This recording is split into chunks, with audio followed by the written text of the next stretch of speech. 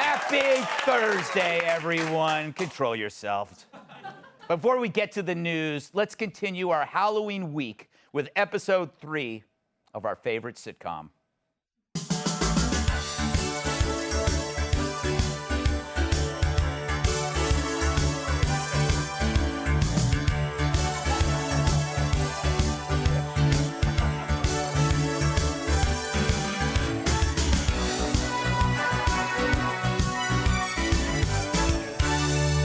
Tonight's episode, A Killer Commute.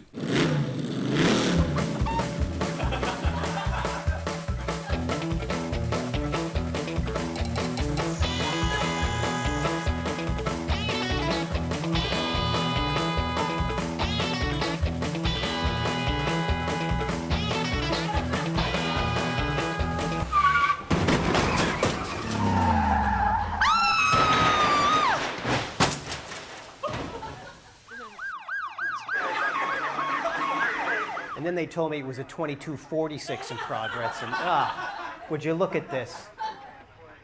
I've seen it a million times. Another miniature red plastic car running over a coworker after being driven recklessly by a tiny gray Gutfeld dummy. You know, it never gets any easier. What the hell? What a waste of tape.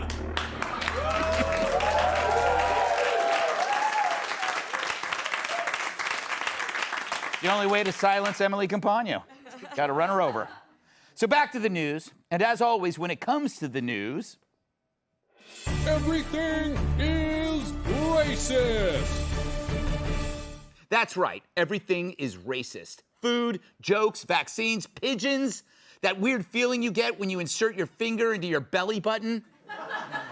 And then it turns out it's not your belly button or anyone else's.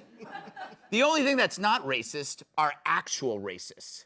First, let's talk docents. Do you know what a docent is? I had no idea until now. A docent, however, is now racist, for it's the term that describes volunteer guides at museums. They're usually older white ladies who walk around telling you not to touch the nude sculptures. Like, how was I supposed to know? I mean, why go to the market if you can't squeeze the fruit? Am I right, Tyrus?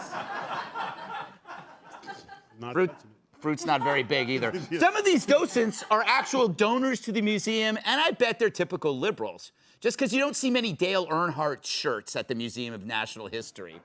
But over at the Art Institute of Chicago, more than 100 docents were fired because they were not sufficiently diverse. Although in Chicago, diversity means getting the right mix of people who've been shot and people who haven't. Volunteers were fired because they were too white, and that's gotta hurt. Being fired as a volunteer. You can't even collect unemployment. In your face, white privilege. But I'm all for it. I can't tell you how many times I thought, you know, I need a museum tour guide who looks just like me. I mean, I really feel marginalized. Where are they? It's a struggle for me. So here's another example in which bozos adopt the rhetoric of inclusion to exclude others. I mean, these are experienced people who donated time and money to educate the public, and they're going to be hard to replace. And why? Let's be honest. Who does all the volunteering? I'll give you a hint. You won't find them at a Jay-Z concert or at a NASCAR race. No, it's mostly upper-middle-class white women named Melinda and Dorothy who have time on their hands since Harry and Leo passed away years ago. Picture Janet Yellen, but with a woman's haircut. Men only volunteer when there's a gun to their head, probably because they held a gun to someone's head, meaning it's community service. And I tell you, picking up trash along a highway is no way to spend 5 Saturdays. I never should have murdered that weatherman. But if you tell me to bring an umbrella and it doesn't rain, there is a price to be paid. So diversity quotas end up harming those it's supposed to help. It's adopted the rhetoric of equity in exchange for competence. It's about making yourself feel better instead of making things better. It's like scratching a rash instead of applying the ointment. God, I hope it's just a rash.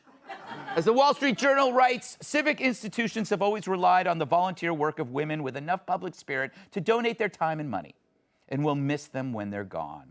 So who's going to replace these women? Kat? No. Her idea of volunteering is working at a homeless shelter to find a better weed connection.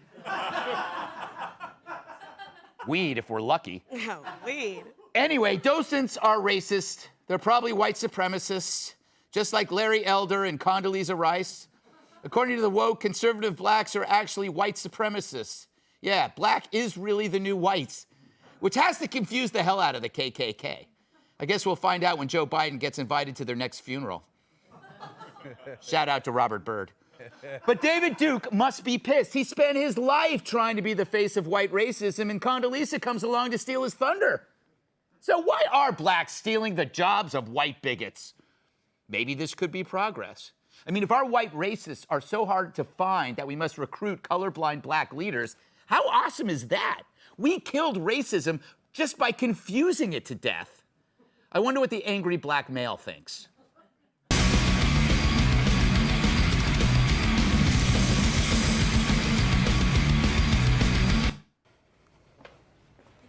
What's up, fellas?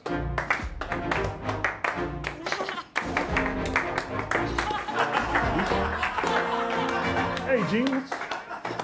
We just heard the news. We are so excited you're going to be taking over for us. We got you everything you're going to need in this white guy starter kit. White guy starter kit. Yes, sir. Oatmeal, Oatmeal. khakis, Khakis? Journey's greatest hits, Journey? and of course, hockey tickets. Hockey tickets.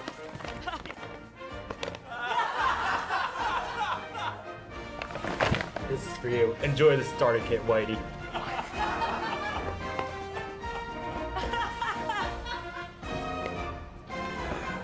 Oh, and can I borrow your street credit card? It's not a card.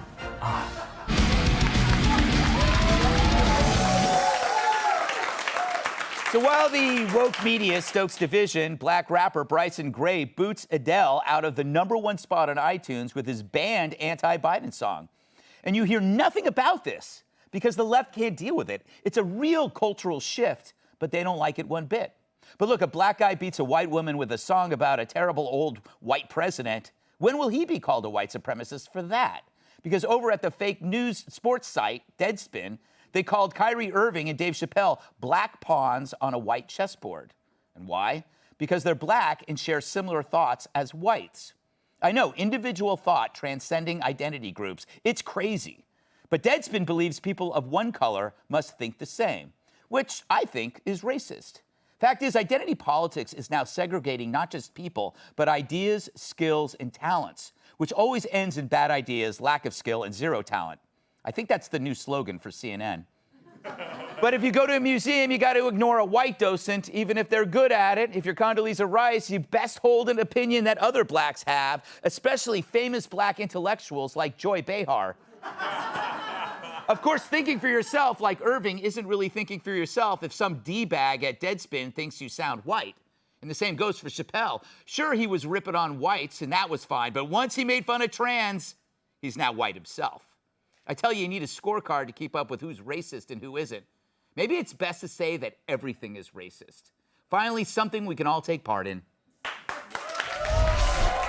Let's welcome tonight's guest. He's the perfect bloke to provoke the woke. Columbia University professor and author of the brand new book, Woke Racism, John McWhorter. He can drop more beats than a clumsy farmer. Rapper and producer R.A. the Rugged Man. She puts razor blades in her own Halloween candy. Fox News contributor Kat Tim. And he's so tough, he goes bobbing for pineapples. My massive sidekick and the NWA World Television Champion, Tyrus. John, welcome to the show. Thank you, Greg. Nice to meet you. It's good to meet you, too. You got good timing for this book, huh? Woke Racism. I kind of did. Yeah. Because there's an awful lot of it out there lately. I know. Where does this fit? This whole idea of docents. It's really very interesting. How many people have ever gone to that museum and saw those women and thought that I wished I were one of them? Yes. I really don't understand that. Yes. Nevertheless, we have this problem. The idea is you have to battle white power. Right. White people have all the power. You've got to battle that. If you're not battling that, then you're not going to get into heaven. And therefore, you have to get rid of the white docents. Condoleezza Rice is a white supremacist. All of it makes a certain kind of sense if you understand that there's this church of battling white supremacy, and that being the only thing you do other than maybe taking some lessons on the recorder now and then, maybe doing some watercoloring, a little bit else. But mainly what you do is you're fighting the white man. That's the religion. And that's actually kind of what my book is about. But that's what all those stories have in common. Right, exactly. There's a new one every week, R.A. Welcome back. Haven't seen you in years. Yeah, I moved to another country. Yeah, Berlin. They tried to blame it because I moved around when Trump and Hillary, was going at each other, and they was, oh, he left the country because of Trump and Hillary. I had kids out there, so I left to be with my children. I wasn't afraid of Trump and Hillary. So. You followed a woman. Yeah, a nice school teacher out there. Greg, it happens. What do you make of this this trend? Well, the whole thing, especially with Dave Chappelle, that's what I see the most. And what happens is that you get like Deadspin, a racist white, organization, owned by racist white people, and then they go, well, he doesn't have our opinion, so let's get a black writer to write the column, so they won't see our racism. And then he's speaking for us, and see, this is how the black community feels. No, that's one black writer. Yeah. And if you really look at, the majority of the black community, they all have Dave Chappelle's back. Like you look at every the real people, not just Twitter people. Right. Dave Chappelle's my man. He's a genius. He's a legend. He's one of the greats. He's the GOAT. So they're not too offended by Dave Chappelle. And most of them, most of the world grew up on comedy. This new Red Fox, oh God, Lenny Bruce and all of that stuff. So now it's time to, Dave offended us. Nah, so we're not offended by that. No. Tyrus, excellent angry black male. Oh, thank you. Welcome to the club. Yeah. Do you want I have monogram towels. I lost my membership card. You lost I lost it. Please take me back. It's scary. I don't like mayonnaise and oatmeal. They make great points. The best thing about Chappelle is that he's in a position to when you have FU money, you don't have to play the game. Right. And he's not playing the game because if they were successful, and I guess they kind of got a small victory because they got his documentary, no one wants to produce it or whatever. Right. But then he just, instead of doing, and I'm glad that he didn't do the apology. Right. The 2-page Twitter apology. Yeah. Because then that's when they take the Ginsu off and cut your head off. Yeah. So I'm glad he's standing his ground, but more people are starting to turn and look like enough of this. Like we've had enough of this. And the other thing, has nothing to do with racism. It has to do with the thirst to get where someone else is at. Because we've seen so many people coming out that want to talk to Dave. Right. There's so many people want to lecture him. Here's the deal. Let's do this. He'll meet with you, but there's no cameras, no media. You can't profit from it. You meet in a dark room. You shake hands. You can't talk about it. How many of them would actually show up for that? Because that's not what it's really about. Yeah, that's true. Yeah. They want to act. And also, if you go after a big star and you're just some like weird Twitter freak, it raises your persona. Well, and not only that, but here's the deal. If you get, which is ironic, you want to build your platform off the back of a black man. Yeah. We've seen that before. Yeah. Okay? You talk with Chappelle, then you're going to go on The View, then you're going to get another show, then you're going to get a reality TV show on We and Ion. So of course you're outraged. Yes. Because this could be a lot of dollars for you. Yeah. So he needs to hurry up and meet with us because I've already spent money on production. So that's really what this is about. Kat, you're really the expert here on race. Right. Yes. I think you make an excellent docent. You already have the black dress and the glasses. No. And you're a white woman. No, when I'm older, well, it depends if I have kids or not. If I have kids, I'll be going to the bar with my kids. Oh, that's sweet. If I don't, I'll be drinking mouthwash with the men I meet in the nursing home. That's so romantic. So at least I have a plan. Yes. No, but it's not just race either. I mean, this week also, NBC had a column come out saying, is Kyrsten Sinema bad for bisexual people? Yes. Because she's not far left. Right. So, which is worse for bisexual people? Saying that if you are attracted to men and women, you have to think this certain way or you'll be publicly smeared? Or, Kyrsten Sinema thinking for herself despite who she's attracted to. I'm not about gatekeeping what people are allowed to believe based on, gender, race, or sexuality. And apparently that's a right-wing thing? Yes. I don't understand. Yeah, what's happening is, okay, so we saw this this separation of identity in race as the first part of this, but what they really want now is the separation of ideas and talents, which is a disaster because as the point of a melting pot is that we share everything, at least with people who have other talents. One day you'll meet them. Hey, Sean Hannity here. Hey, click here to subscribe to Fox News YouTube page and catch our hottest interviews and most compelling analysis. You will not get it anywhere else.